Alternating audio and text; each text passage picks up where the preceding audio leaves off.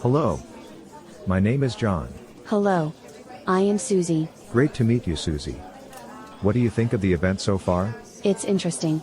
Well, the turnout is good. What do you think?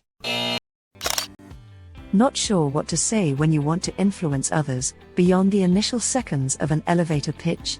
By the end of this video, you'll know exactly what to do to influence others and get what you want.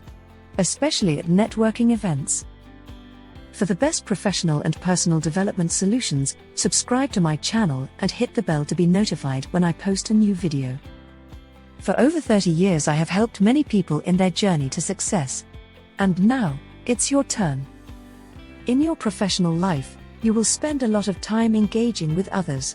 Some of them will be people you have not met before, and in circumstances that may feel uncomfortable to you, for example, networking events, business conferences, and company socials. For many people, the idea of having to network fills them with dread, and quite frankly, fear. At these events, there will be people at all levels in your industry, so such a setting can be advantageous to your professional progress. It is important to present yourself professionally by leveraging your knowledge, skills, and experience.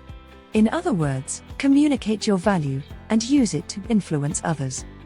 Creating your story will help you to accomplish this. Why?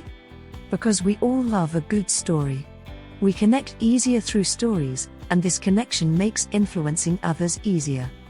Similar to knowing what to do to create a good elevator pitch, there are things you can do to create your story.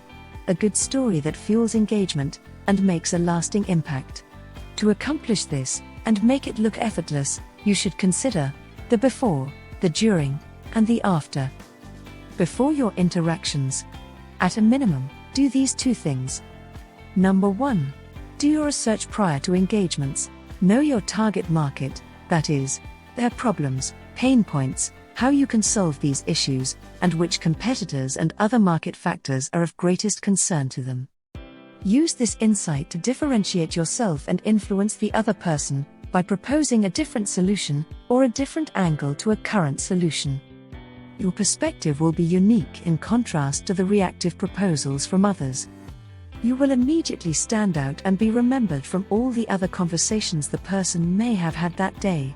For example, you discovered their company is in the process of implementing a new program that you are familiar with, as your company has just completed the implementation on a smaller scale.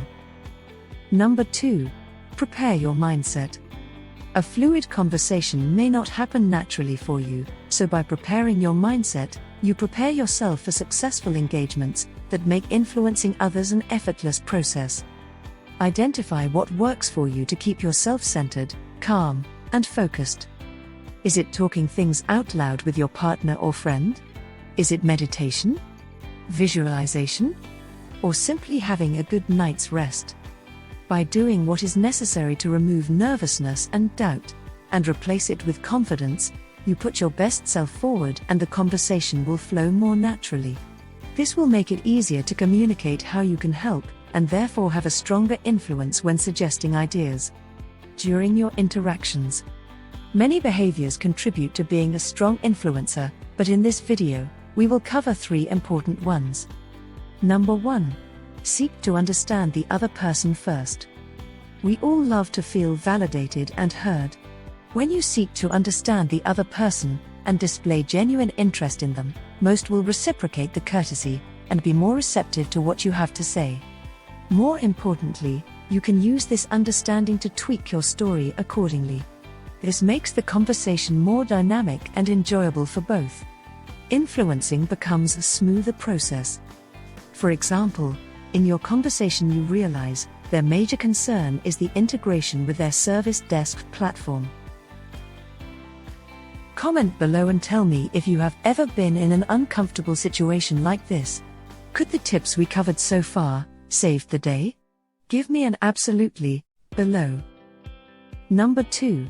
Keep your points focused and relevant to the discussion.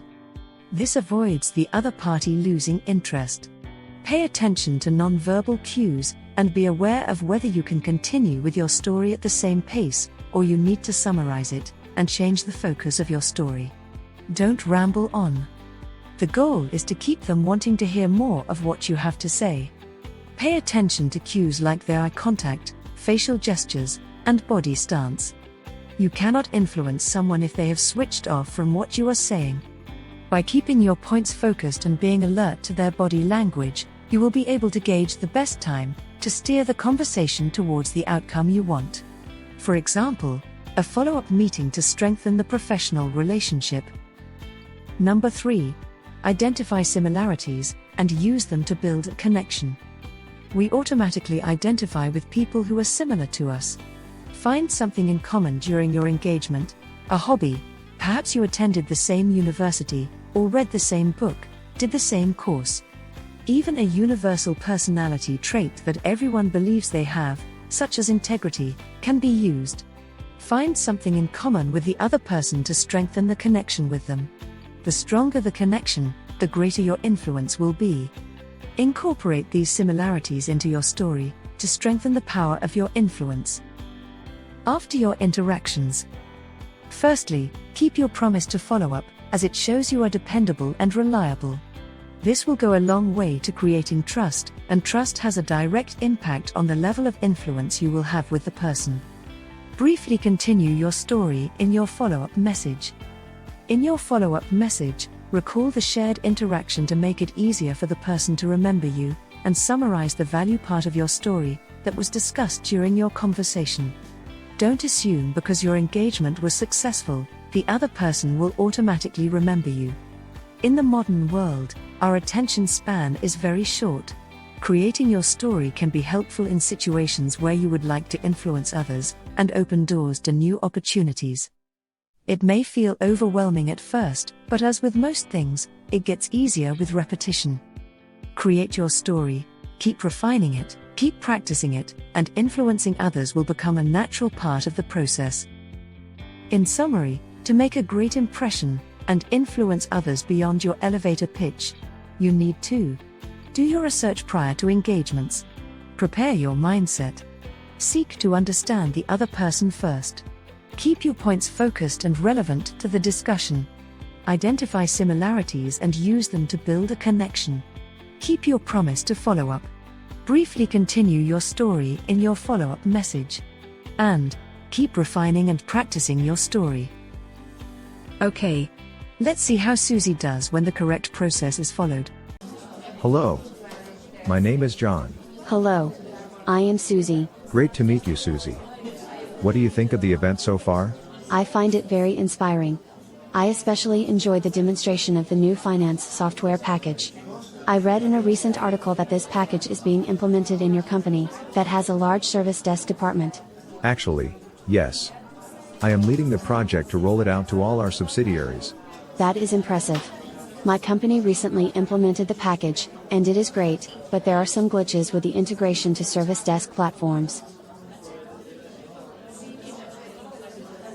This project is a big deal for our company. I can send you an email with my details for us to discuss further. Will that work for you? Absolutely. Now you know how to influence others beyond the elevator pitch to get what you want. But what about when you need to make a great impression without ever meeting the other person, so you can get that job, be perceived as the expert in your field, or simply stand out from the competition? I have created a free professional assessment just for you, so you can measure your potential for success. You can access the free assessment at the link in the description section. I have also included other resources to help you get greater insight and tips on this topic. I am always adding new videos to give you the techniques and secrets used by the best in the field. Check them out here so you don't miss out. And remember, if you like this video, hit that like button, be sure to subscribe, and share it with your friends. Thanks for watching.